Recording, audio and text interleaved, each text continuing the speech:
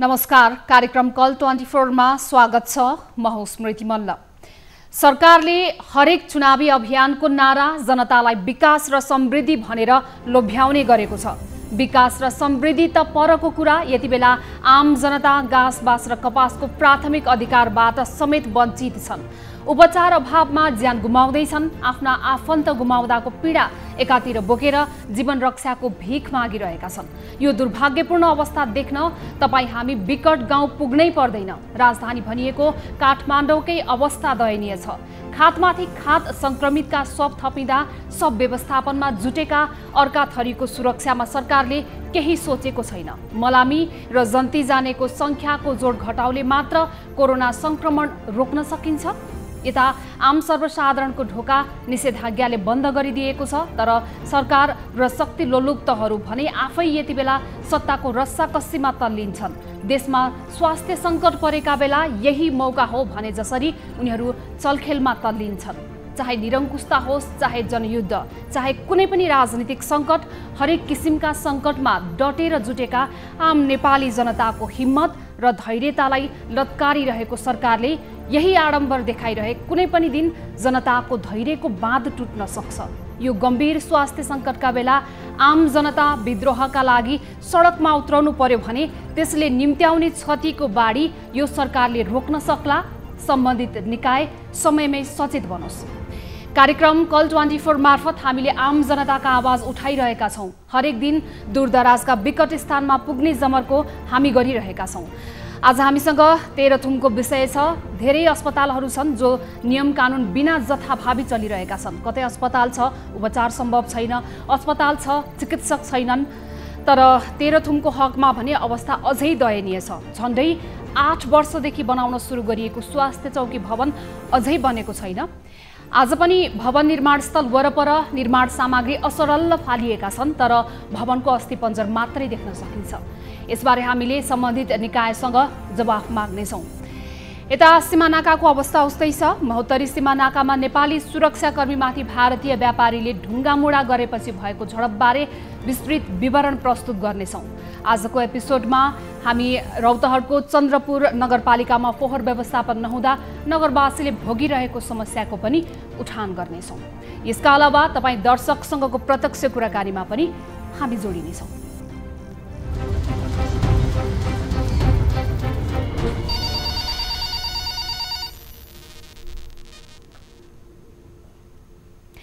हामीलाई सम्पर्क गर्नका लागि टोल फ्री नम्बर रहेको छ 1660 01 12 424। एनसेल नम्बर मार्फत तपाईँ हामीलाई सम्पर्क गर्न सक्नुहुन्छ 9801 57 24 24 र भाइबर नम्बर रहेको छ 98 84 01 10 37। यसमा तपाईँले आफ्ना वरपरका घटनाहरूबारे हामीलाई जानकारी गराउन सक्नुहुन्छ। केही समस्या गुनासाहरू छन् भने हामीलाई टिपाउन सक्नुहुनेछ। सुरु गरौँ रौतहटको प्रसङ्गबाट। रौतहटको उत्तरी भेगमा रहेको चन्द्रपुर नगरपालिकामा 2 सातादेखि फोहोर नउठ्दा नगर नै प्रदूषित बनेको छ।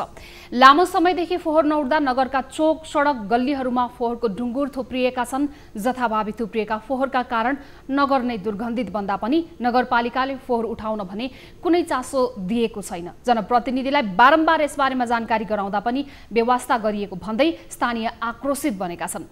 रौतहटबाट हाम्रा टिभी जर्नलिस्ट बालविक्रम कार्कीले पठाएको यो रिपोर्ट हेरौँ।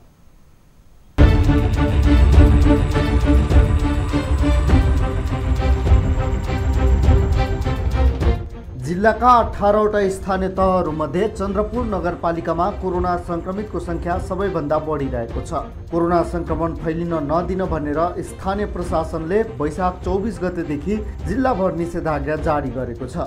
निषेधाज्ञाको समयमा पसल व्यवसायहरू बन्द रहेकाले र मानिसहरूको आवत जावत पनि निकै पातलो रहेकाले अन्य सामान्य बेलामा जस्तो फोहोर निस्किएका छैनन्। सडकमा रहेका अधिकांश फोहोरहरू सर्वसाधारणको घरबाट निस्किएका फोहोरहरू हुन्। फोहोरको उत्पादन कम भएकाले केही दिन बिराएर पनि नगरपालिकाले फोहोर उठाइदिने हो भने सडकमा फोहोर नथुप्रिने स्थानीयको भनाइ छ। उनीहरूले प्रशासनले निषेधाज्ञा लगाएको केही दिनपछि नै नगरपालिकाले पनि फोहोर उठाउन बन्द गरेकोले समस्या भएको गुनासो गरे। दिन भइसक्दाखेरि पनि यहाँ फोहोर उठाउन नआएको कारणले गर्दाखेरि पुरै ठाउँै दुर्गन्धित भइसकेको छ। कोरोना महामारीको साथसाथै अन्य रोगहरू पनि सर्ने सम्भावना उत्तिकै बढ्दो हुँदा पनि नगरपालिकाले ध्यान र चासो नदिएको कारणले यस्तो भएको हो। कोरोना महामारीको कारण आक्रान्त नगरवासीलाई फोहोरको कारण जाडा पखाला आउँ हैजा लगायतका अन्य सरुवा रोगको महामारी पनि फैल्ने हो कि भन्ने चिन्ताले सताउन थालेको छ। उनीहरूले समयमै फोहोर व्यवस्थापन नगरेर नगरपालिकाले जनस्वास्थ्यमाथि नै खेलवाड गरिरहेको बताउँदै फोहोरको यथासक्दो चाँडो व्यवस्थापन गर्न माग गरेका छन्। 2 हप्ता जति लगभग हुन लाग्यो। यो चन्द्रपुर नगरपालिकाले चाहिँ यो चन्द्रपुर बजार आसपासमा नियमित रूपमा फोहोरहरू उठाउँदै आएको थियो। अहिले चाहिँ तपाईँ हेर्न सक्नुहुन्छ यो फोहोरहरू चाहिँ यस्तो छ, यो उठाइरहेको छैन। अहिले यो कोभिडको महामारी चलेर मान्छे चाहिँ अहिले आक्रान्त भइरहेको बेलामा चाहिँ यो मान्छेको अरू स्वास्थ्यमा पनि असर गर्ने खालका यस्ता चाहिँ फोहोर यो दुर्गन्धित बनाएर चाहिँ नगरपालिकाले यहाँको जनतालाई चाहिँ यो अलि अन्याय नै गरेको जस्तो मलाई लाग्छ। कोरोना संक्रमणका कारण नगरपालिकाको कार्यालय र वडा कार्यालयबाट प्रदान गरिँदै आएको सेवाहरू सबै बन्द गरिएको छ।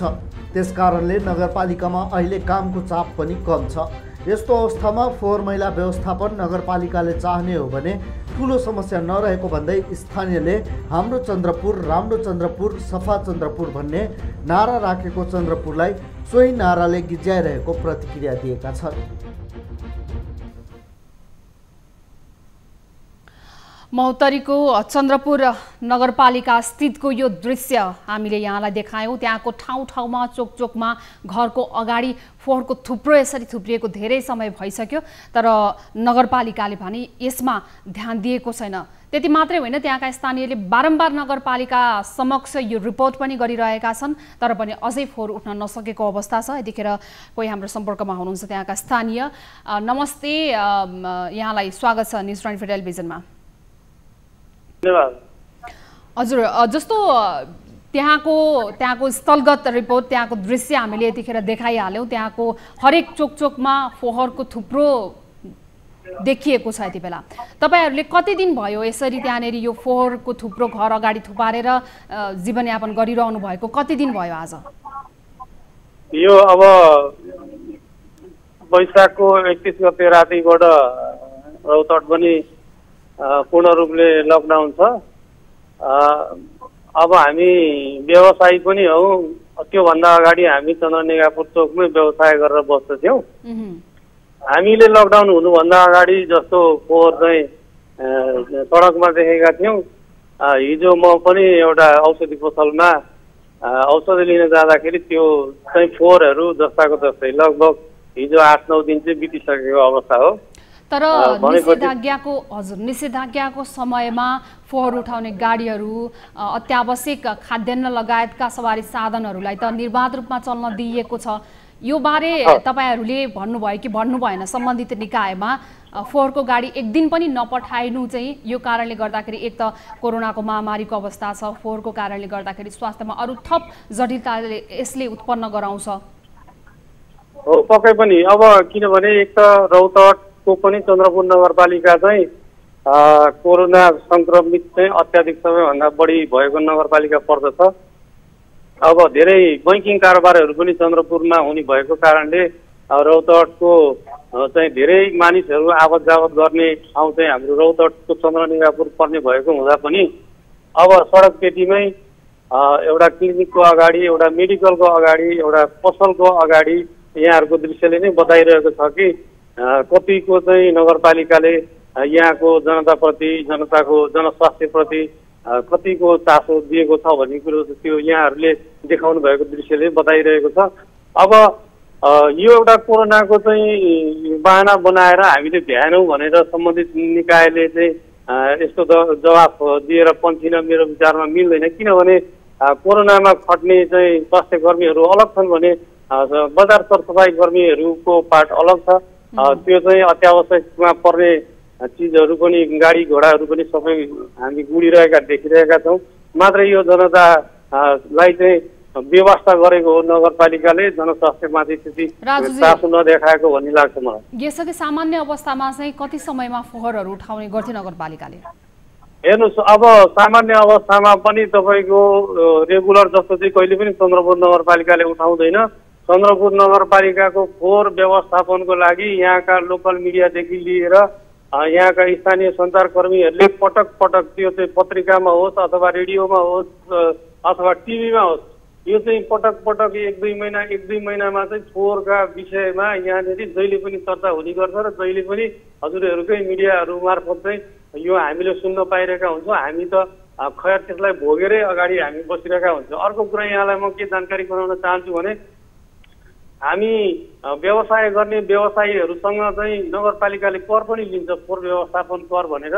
बिजनेसको प्रकृति अनुसार साना पसललाई अलिक कमै होला, ठुला पसल अथवा कुन प्रकृतिको उसको बिजनेस छ त्यो कर पनि हामीले तिरेका छौँ।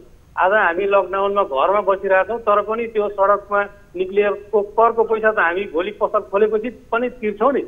त्यसको बावजुद पनि नगरपालिकाले उठाइदिनु त पर्यो नि त, हुन्छ होइन?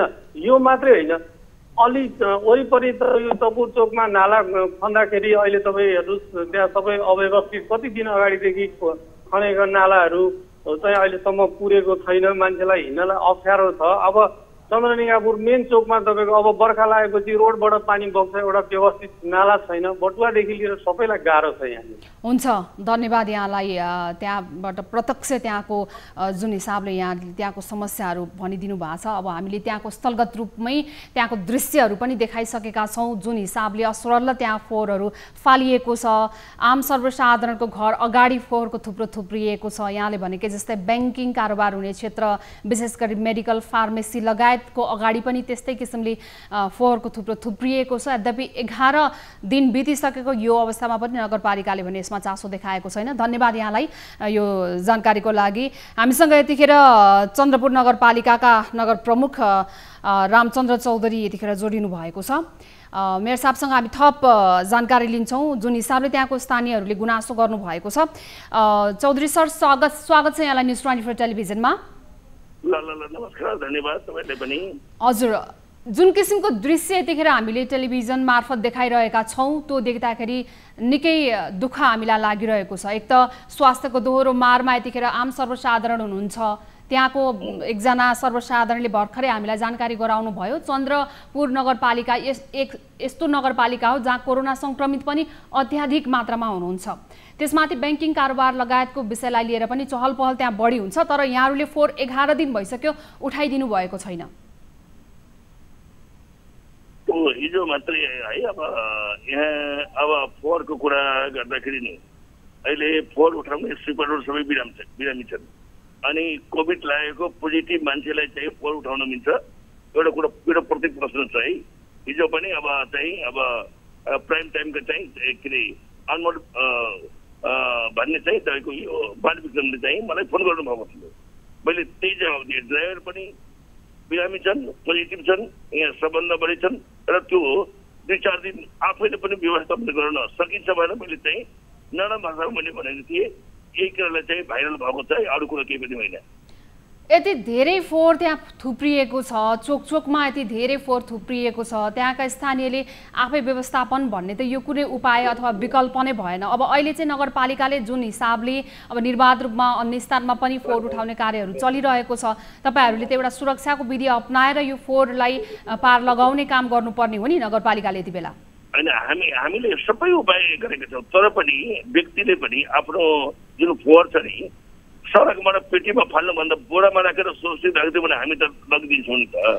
ठिक, तपाईँले जुन चासो देखाउनु भएको छ त्यो चासो सही हो, हरेक व्यक्तिले जिम्मेवारी वहन गर्नुपर्छ। तर त्यसो भन्दैमा दृश्यमा हेर्नुहोस् त सर, यतिखेर जुन एउटा दुःख लाग्दो किसिमले त्यो दृश्य देखिरहेको छ, त्यो दृश्य अब एकजना व्यक्तिले फाल्यो, अर्को व्यक्तिले फाल्यो, फोहोर उठ्नुपर्ने फोहोर नउठेको कारणले गर्दा 11 दिनसम्म उठाइदिनु भएन सर तपाईँहरूले। यो 1 दिनको फोहोर होइन, 2 दिनको फोहोर होइन, लगातार 11 दिनसम्म तपाईँहरूले फोहोर व्यवस्थापन नगरेपछि फोहोरको पहाड बनेको छ।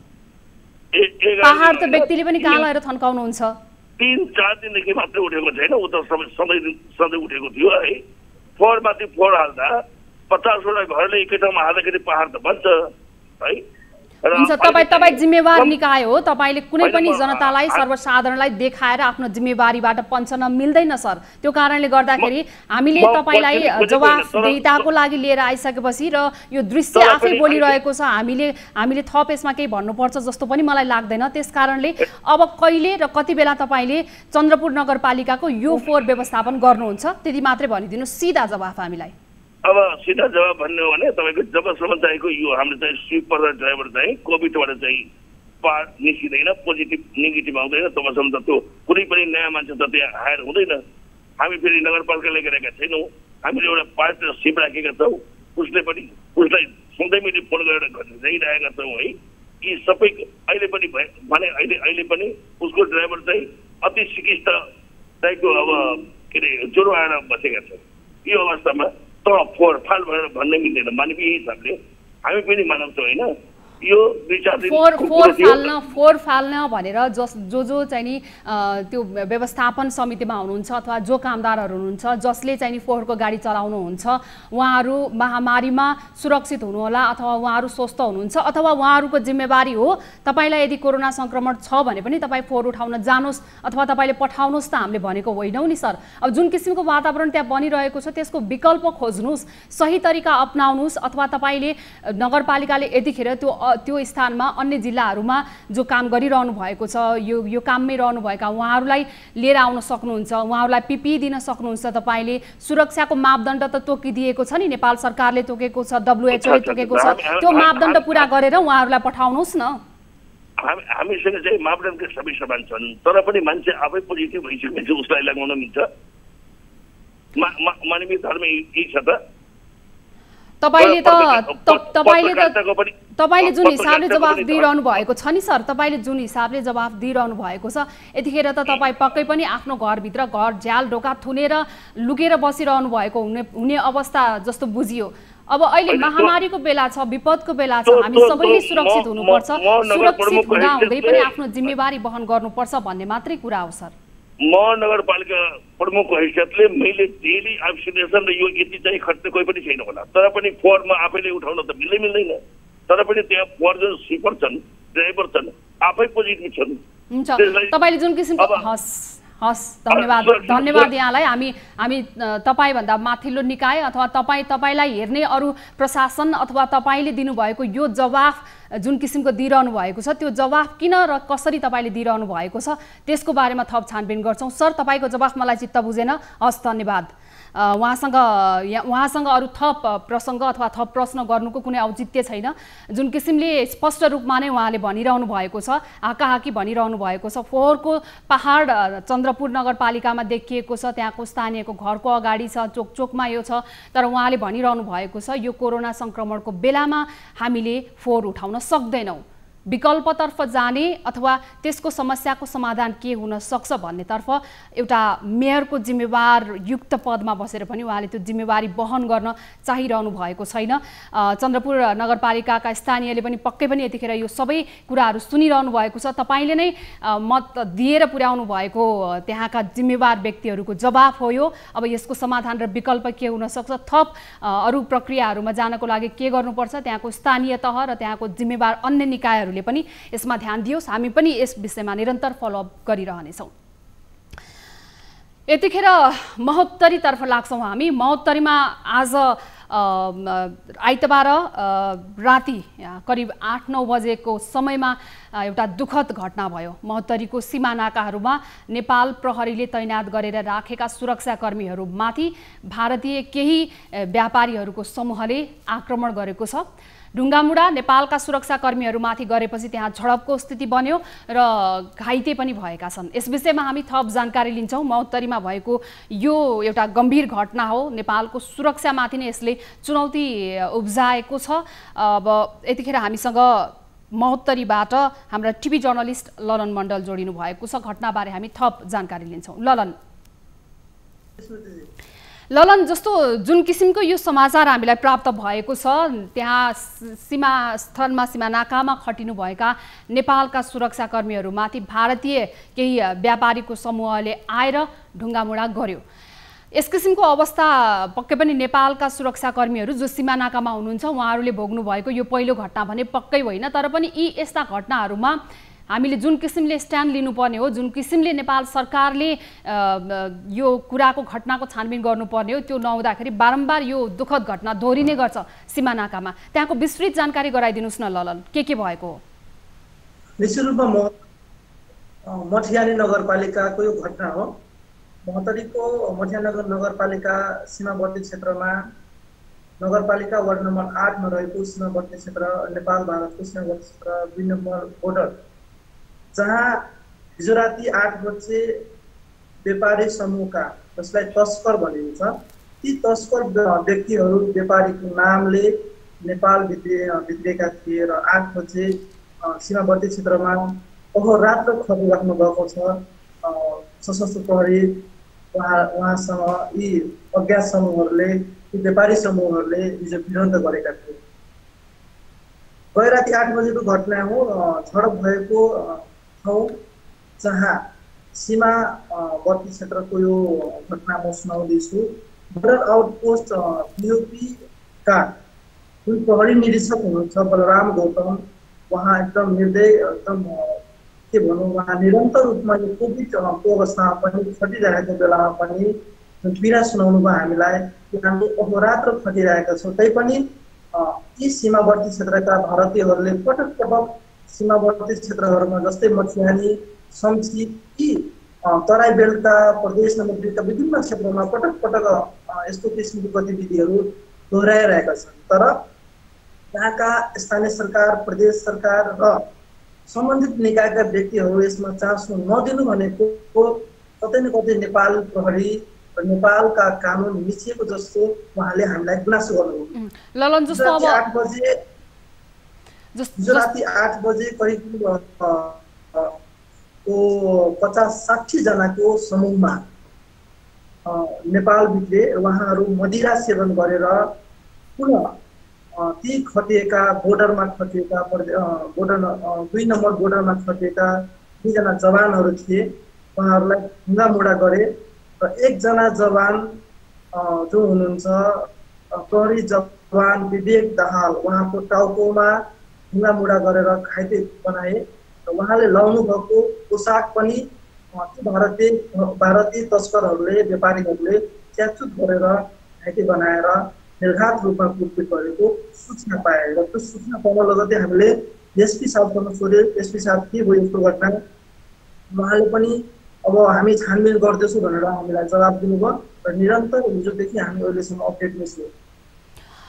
ललन, जस्तो अब अहिले चाहिँ जुन किसिमको ज्यादती नेपालका सुरक्षाकर्मीहरूमाथि गरे, एक त अब 50-60 जनाको समूह भन्नुभएको छ, यो एउटा सानो समूह होइन, त्यति ठुलो सङ्ख्याको व्यापारीहरूको समूहले नेपालका सुरक्षाकर्मीहरूमाथि आक्रमण गरिसकेपछि त्यहाँ चाहिँ उहाँहरू यत्तिकै मदिरा सेवन गरेर सुरक्षामा तैनात भएका सुरक्षाकर्मीहरूमाथि आक्रमण गर्नुभएको हो अथवा यसभन्दा अगाडि व्यापारीहरूले त्यहाँबाट नेपाल प्रवेश गर्नको लागि माग गरिरहेको अवस्था थियो? यो घटना नै हुने यो अवस्था चाहिँ कसरी सृजना भयो? जस्तो अब केही दिन अगाडि व्यापारीहरू त्यहाँबाट लुकीछिपी आउने गरेका भन्ने समाचारहरू पनि, अपुष्ट समाचारहरू पनि आइरहेका छन्। अब यस्तो किसिमको समाचारहरू आइरहँदाखेरि चाहिँ 50-60 जनाको यति ठुलो सङ्ख्याको भारतीय व्यापारीहरूको समूहले कतै नेपालभित्र आउन चाहेको अथवा त्यो व्यापार गर्न नदिएको, ओहोरदोहोर गर्न नदिएको भन्ने जस्ता कुराहरू पनि छन् कि के छ? कारण चाहिँ के थियो?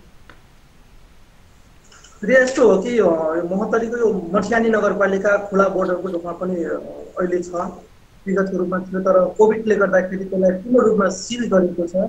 भारतीय व्यापारीहरू नेपालमा खुला रूपमा आउनुहुन्छ र नेपालका व्यापारीहरू पनि भारतमा खुला रूपमा जान्छन् र आफ्नो किसिमको व्यापार गरेर फर्किने चाहिँ पुरानो गतिविधि थियो। तर कोभिड लागिसकेपछि पूर्ण रूपमा सिल बन्दी गरेको अवस्थामा पनि यस्तो किसिमको गतिविधि रातारात सेटिङको आधारमा आलु, प्याज, कपडा, चामल इत्यादि खानपिनको जति पनि सामग्रीहरू छन् त्यो चाहिँ सेटिङको अवस्थामा चाहिँ छिराउने त्यस्तो किसिमको हामीले स्थानीयहरूसँग सूचना पायो र स्थानीयसँग सोधपुछ गर्दाखेरि किन यस्तो भयो भनेदेखि उहाँहरूले तत्काल त प्रहरीलाई नै दोष लगाउनु भयो कि प्रहरी आफैले खाल्डो खनेको छ। उहाँहरूले हिजो सेटिङ नगरेको भए आज यो दिन आउने थिएन। किनभने पटक पटक सेटिङकै आधारमा भारतीय सीमाहरूमा नेपाल प्रहरीहरूले 2-4 रुपियाँमा बिक्ने गतिविधिहरू पनि सुन्ने गर्दथे। यसले हुन सक्ने भनेर स्थानीयहरूले अनुमान गरेको हो, जसमा 8 जना जुन झडप हुँदाखेरि 8 जना जुन व्यापारीहरू छ अराजक किसिमको उहाँहरूको गतिविधि देखियो र त्यसमा 8 जना पनि घाइते भएको। स्थानीयहरूको भनाइअनुसार यो सेटिङ हुन सक्ने अनुमान गरिएको छ। सुरक्षा कर्मीमाथि भएको यो आक्रमणको विषयमा हामीले त्यहाँका स्थानीय प्रहरी प्रशासनसँग पनि बुझ्ने प्रयासमा जुटिरहेका छौँ। विशेष गरी महोत्तरीमा भएको यो घटना हो। महोत्तरीमा भएको यो घटनाबारे हामीले जानकारी पाउने बित्तिकै नै त्यहाँ विशेष गरी जो सुरक्षा कर्मीहरूलाई खटाइएको थियो त्यहाँको स्थानीयहरूसँग पनि बुझ्यौँ। स्थानीयहरूले भने जो प्रत्यक्षदर्शी हुनुहुन्छ घटनाको, उहाँहरूले यसभन्दा अगाडि पनि पटक पटक यस किसिमले त्यहाँ सीमा नाकाहरूमा अलिकति व्यापारीहरूसँग सेटिङमा चाहिँ व्यापारीहरूलाई आउन जान दिने गरिएको कारणले गर्दाखेरि त्यति जुन सेटिङमा चलिरहेको घटना हो त्यो सेटिङ चाहिँ अहिले बिग्रिएको कारणले गर्दाखेरि झडप भएको हुनसक्छ भनेर पनि प्रत्यक्षदर्शीहरूले भन्नुभएको छ। तर खुला सीमा नाकाको जुन समस्या देखिएको छ, खुला सीमा नाकाको कारणले गर्दाखेरि बेला बेलामा यस्ता झडपका घटनाहरू प्रशस्तै हुने गर्छन्। यद्यपि अहिले जुन किसिमको स्वास्थ्य सङ्कटको अवस्था बनिरहेको छ यो बेलामा पनि र भारत सरकारले पनि आवाजावतमा रोक लगाएको छ, नेपाल सरकारले पनि आवाजावतमा रोक लगाएको छ। सीमित केही सीमा नाकाहरू तोकिदिएको छ जहाँबाट भने आवश्यक सम्पूर्ण मापदण्ड पुरा गरेर र आवश्यक चेक गरेर मात्रै नेपालका व्यापारी भारत र भारतका व्यापारी नेपाल आउन सक्ने वातावरण पनि यतिखेर बनाएको छ प्रशासनले। यद्यपि यो हुँदाहुँदै पनि जुन चाहिँ महोत्तरीको यो सीमा नाका हो त्यहाँ पूर्ण रूपमा सिल गरिएको अवस्था छ। पूर्ण रूपमा सिल भएको यो नाकामा हिजो राति 8 बजे नेपालका सुरक्षाकर्मीमाथि त्यहाँको 50-60 जनाको भारतीय व्यापारीको समूहले आक्रमण गरेपछि यो झडप भएको हो। यति मात्रै होइन, नेपालको सुरक्षाकर्मी जो त्यहाँ तैनात हुनुहुन्थ्यो खटिनुभएका प्रहरी जवानको पोसाक समेत च्यातिदिएको र उहाँलाई घाइते बनाइएको छ। प्रहरीको अब उपचार घाइते प्रहरी जवानको उपचार जारी रहेको। हजुर ललन, जस्तै यो सुरक्षाकर्मीहरू तैनात उहाँहरू सुरक्षा गर्नुहुन्छ। भारतीय सीमामा कोभिडको अवस्थामा जुन कोभिड चेक जाँचको लागि राखेको डेस्क पनि ती भारतीय व्यक्तिहरू भारतमा पटक पटक यस्ता व्यक्तिहरू अराजक किसिमको गतिविधिहरू गरेका छन् नेपाल भित्रिदिने र यसले गर्दा पनि कतै न कतै कोरोना भित्रिएको जस्तो हामीले अनुभूति गरेको थियौँ। महोत्तरी एक खुला सीमा क्षेत्रमा रहेको यो दक्षिणी भेगको जिल्ला हो जहाँ पटक पटक भारतीयहरूले दमन शोषण गरेको देख्न सक्छौँ। हामीले पटक पटक स्थानीय समाचारमा राष्ट्रिय समाचारमा लेखेका छौँ। कसकचा, शमसी, मठियानी यी क्षेत्रहरूको सीमावर्ती जुन बोर्डरहरू छ, जुन हाम्रो पिलरहरू छ, ती पिलरहरूमा पनि हक दाबी गरेको सीमाका प्रहरीहरूले गरेका थिए र आज प्रमाणित गरिदिए। हिजो सीमाका प्रहरीहरूले दाबी गर्दा आज सीमाका स्थानीयहरूले पनि नेपाल भित्रेर नेपालको प्रहरीलाई कुटपिट गर्नु भनेको नेपाल प्रहरी लगायत नेपालमाथि नै वार गरेको हामीले अनुभूति गरेका छौँ र यसमा कतै न कतै अब हामी चुकेका छौँ कि भारतीय प्रहरी चुकेका छौँ प्रश्न ठुलो उठेको छ। यसमा नेपाल सरकारले अहम भूमिका छानबिन टोली समेत अहम भूमिका स्टेप लिएर यसमा छानबिन गर्नुपर्ने आवश्यक हामीले देखेका छौँ र स्थानीय बासिन्दाहरूको पनि माग देखिरहेको छ। हामीलाई पटक पटक वार गरेको छ र हामी असुरक्षित छौँ। बोर्डर क्षेत्रका जति पनि बासिन्दाहरू छौँ हामी असुरक्षित छौँ। हामीलाई सुरक्षाको मापदण्ड अपनाइदिनु हुन भनेर नेपाल सरकारसँग उहाँहरूले गुहार पनि गर्नुभएको छ। हुन्छ ललन, धन्यवाद यहाँलाई जानकारीको लागि। ललनले जुन किसिमले हामीलाई महोत्तरीमा भएको झडपबारे विस्तृत जानकारी गराइदिनु भएको छ, त्यहाँको घटनाक्रमबारे हामीले त्यहाँको सुरक्षा अधिकारीहरूसँग पनि बुझ्ने प्रयासमा गरेका छौँ। त्यहाँको सुरक्षा अधिकारीहरूलाई हामीले प्रत्यक्ष टेलिफोन सम्पर्कमा ल्याएर यो घटनाबारे थप जानकारी दिनेछौँ। यद्यपि त्यहाँका स्थानीय प्रत्यक्षदर्शीहरू जो हुनुहुन्छ, प्रत्यक्षदर्शीले यसभन्दा अगाडि नेपालका सुरक्षाकर्मीहरू जो त्यहाँ तैनात हुनुहुन्छ उहाँहरूको पनि यसमा केही गल्ती भएको हुन सक्छ। यसभन्दा अगाडि हुने गरेका सेटिङको कारणले गर्दा पनि व्यापारीहरूले त्यसरी 50-60 जनाको व्यापारीहरूको समूह ल्याएर सिधै सुरक्षाकर्मीमाथि आक्रमण गर्नु भनेको त्यसमा केही शङ्कास्पद कुराहरू पनि हुन सक्छ भनेको छ। सुरक्षा क्षेत्रको तर्फबाट त्यहाँको सम्बन्धित निकायसँग हामीले जवाफ माग्ने प्रयास गरिरहेका छौँ। उहाँ सम्पर्कमा आउनु भएपछि हामी यो विषयमा पुनः बाँकी कुराकानीलाई जोड्नेछौँ। लाग्छौँ अर्को विषयवस्तुतर्फ। डेटिङ र सेटिङ, सत्ता र शक्तिको आडमा ठुला परियोजना कुम्ल्याउने, काम नगरी म्याद गुजार्ने अनि नेताकै पहुँच र आड भरोसामा पुनः म्याद थप्ने प्रचलनले जरा गाडेको छ। समयमै विकास निर्माणको काम सम्पन्न नहुँदा नागरिकको जनजीवन प्रभावित बनेको छ र यस्तो जटिल स्वास्थ्य अवस्थामा पनि स्वास्थ्य चौकी निर्माण सम्पन्न नहुँदा अलपत्र योजना हुँदा टुलु हेरेर स्थानीय बस्न बाध्य छन्। हेरौँ तेह्रथुमबाट टिभी जर्नलिस्ट भविश्वर लिम्बुले पठाएको यो रिपोर्ट।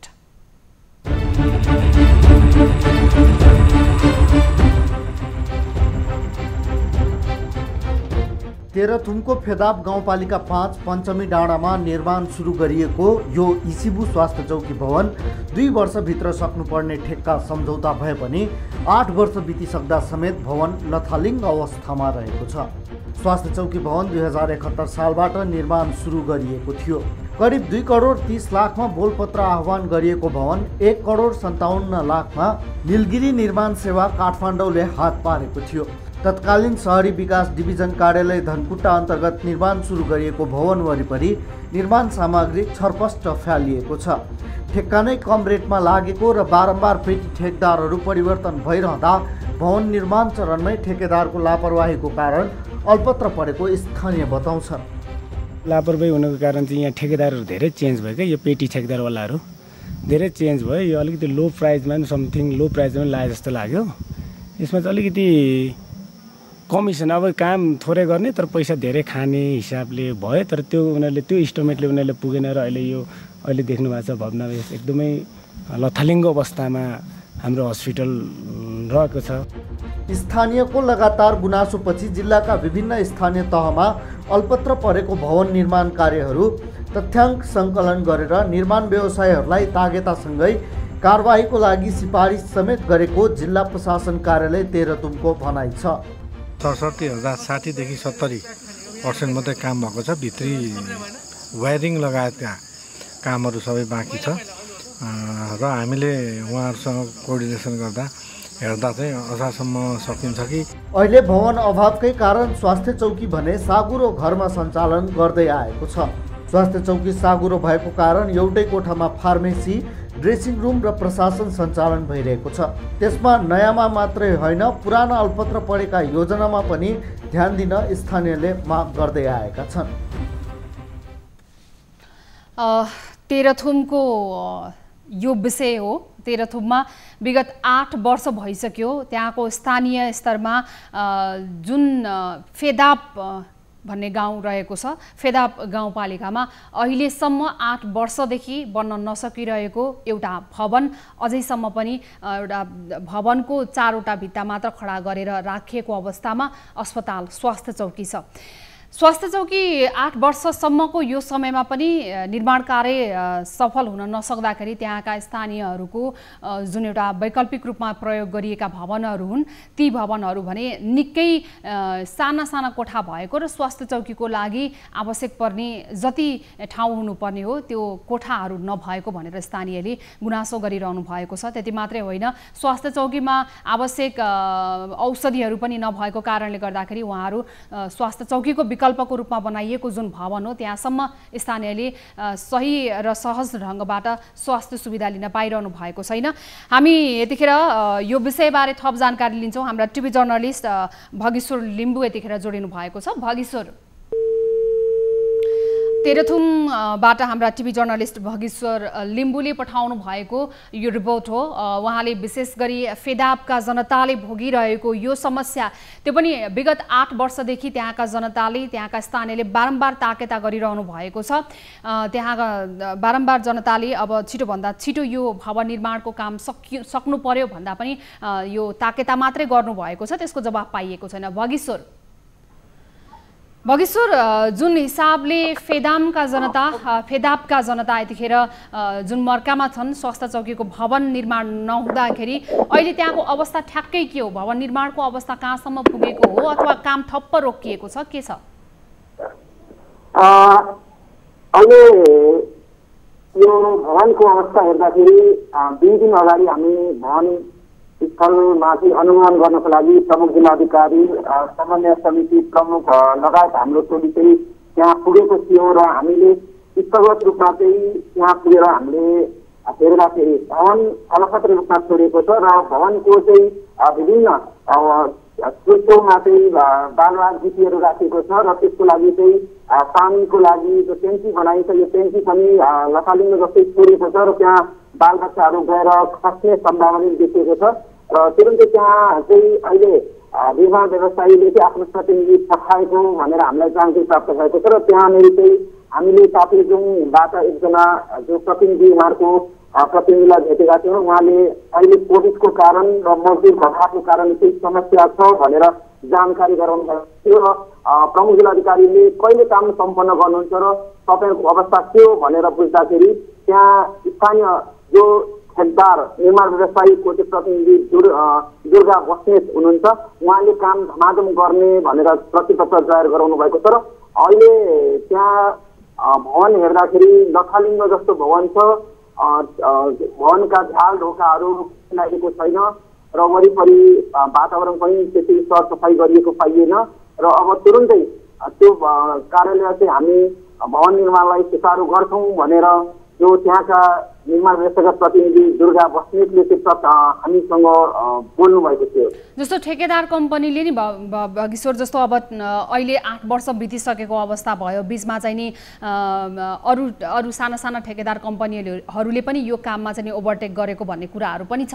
अब यो हुँदाखेरि चाहिँ त्यहाँनेरि अब यो जुन सम्झौता थियो, ठेका अनुसारको सम्झौता चाहिँ कतिको सम्झौता हो? यो एउटा स्वास्थ्य चौकी निर्माण गर्न 8 वर्ष लगाइएको छ, सम्झौता कतिको थियो?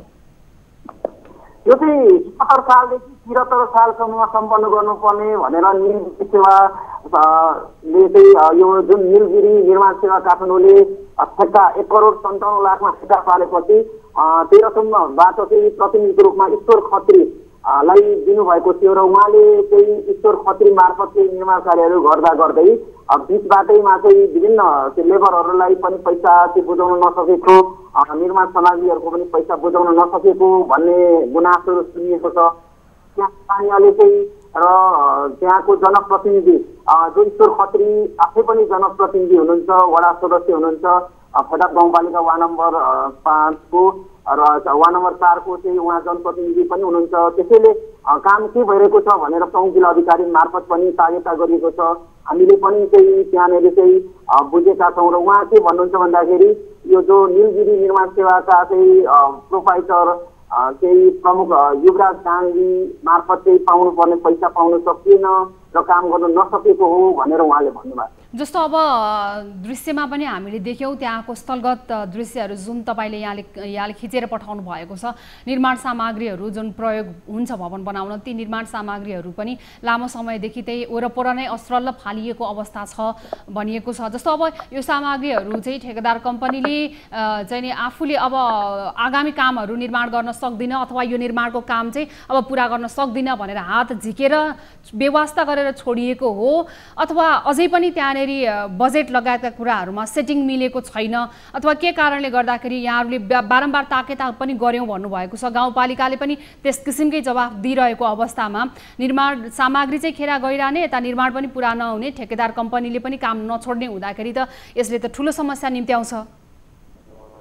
अहिले चाहिँ पछिल्लो समय प्रमुख जिल्लाधिकारी मार्फत चाहिँ युवराज गान्धी जो निलगिरी निर्माण सेवाका चाहिँ प्रोपाइटर हुनुहुन्छ उहाँलाई तागेता गरिसकेपछि र पत्र काटिसकेपछि मलाई लाग्छ राष्ट्रिय पत्रिकामा पनि किन कारबाही नगर्ने भनेर सूचना निस्किसकेको छ यो भवनको लागि निर्माण कम्पनीलाई र त्यस पछाडि सम्पर्कमा आइसकेपछि चाहिँ यो भवनमा अब हाम्रो अर्कै प्रतिनिधि, तेस्रो प्रतिनिधि जो दुर्गा बस्नेत चाहिँ उहाँकै मार्फत काम गर्ने दुर्गा बस्नेत चाहिँ त्यहाँ पुगिसकेपछि अब हामी असारसम्ममा केही प्रगति देखाउँछौँ भनेर उहाँले चाहिँ जानकारी गराउनु भएको छ। हामी स्थलगत रूपमा त्यहाँ पुग्दा पनि प्रमुख जिल्लाधिकारी लाई उहाँले जो प्रतिनिधि दुर्गा बस्नेतले पनि असारसम्ममा हामी केही प्रगति देखाउँछौँ भनेर प्रतिबद्धता जनाउनु भएको छ। हुन्छ हुन्छ भगेश्वर तपाईँ थप जानकारी हामी पुनः लिन्छौँ। यतिखेर हामीसँग निर्माण कम्पनीका निर्माण व्यवसायी पनि यतिखेर जोडिनु भएको छ। उहाँले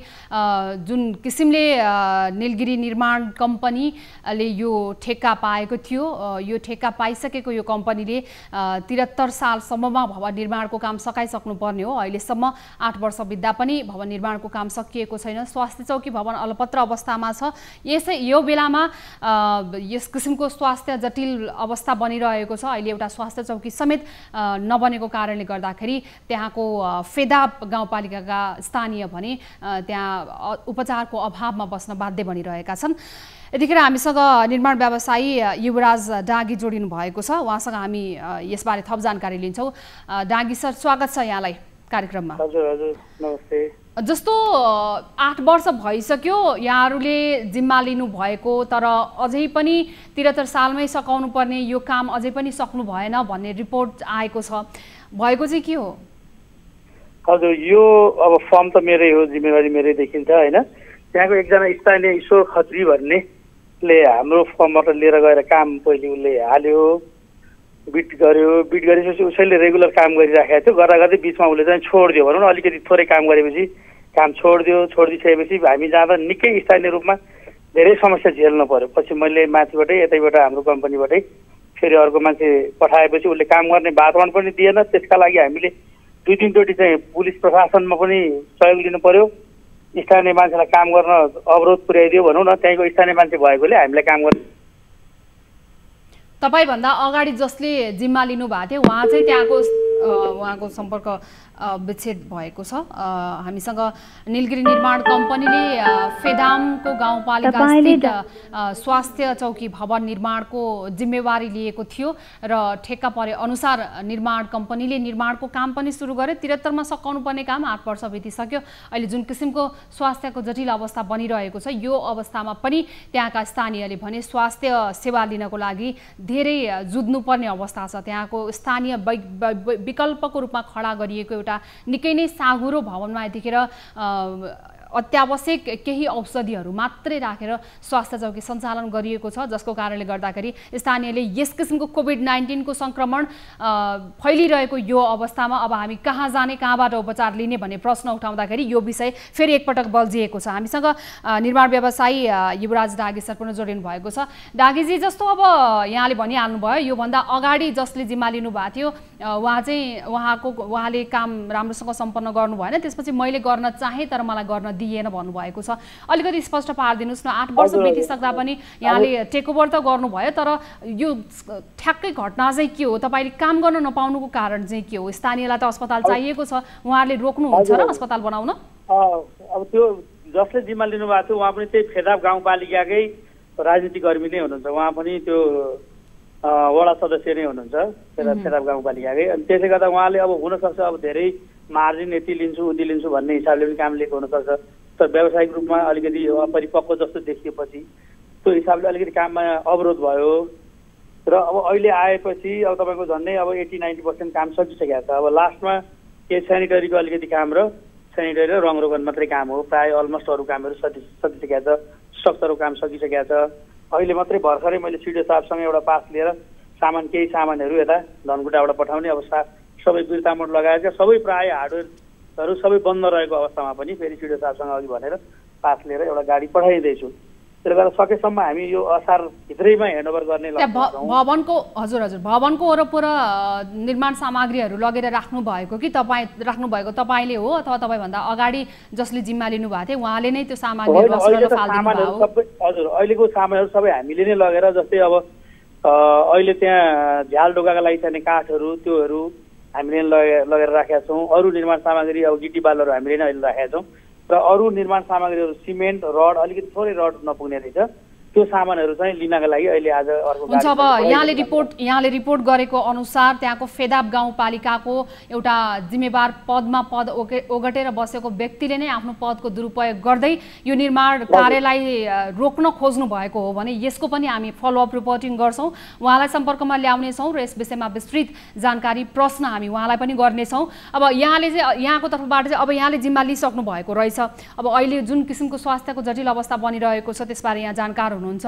अब यो अवस्थामा तपाईँले छिटोभन्दा छिटो यो निर्माण सम्पन्न गर्न र स्वास्थ्य चौकी खडा गरिदिनको लागि तपाईँलाई कस्तो वातावरण चाहिन्छ, के चाहिन्छ र कहिलेसम्ममा तपाईँले यो सकाउन सक्नुहुन्छ? त्यहाँको स्थानीयलाई पनि यो धेरै गुनासो छ उहाँहरूको, कतिसम्ममा तपाईँले यो भवन बनाउन सक्ने वातावरण बन्न सक्छ?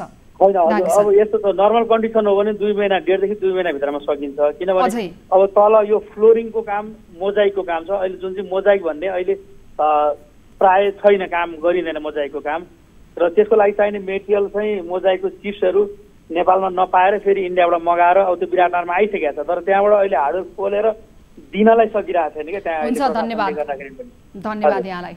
जुन किसिमले हामीलाई निर्माण व्यवसायी युवराज डाँगीले यो बारेमा जानकारी गराउनु भएको छ, त्यहाँको स्थानीयले अहिले पनि अझै यो स्वास्थ्य चौकी भवन निर्माण हुन नसकेको भन्दाखेरि उहाँले यसभन्दा अगाडि त्यहाँको स्थानीय गाउँपालिकाकै सदस्य रहनुभएका एकजनाले आफ्नो भागमा यो ठेक्का पार्नु भएको थियो।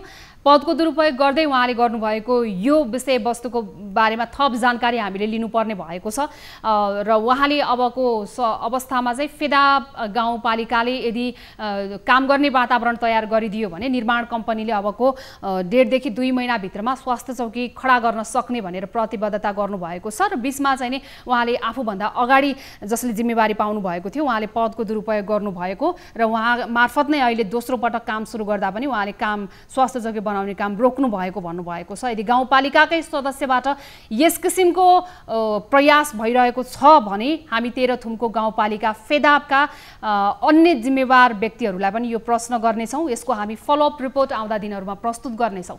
आजको लागि कार्यक्रम कल 24 को समय सकिएको छ। न्युज 24 टेलिभिजन हेर्दै रहनुहोला। नमस्ते।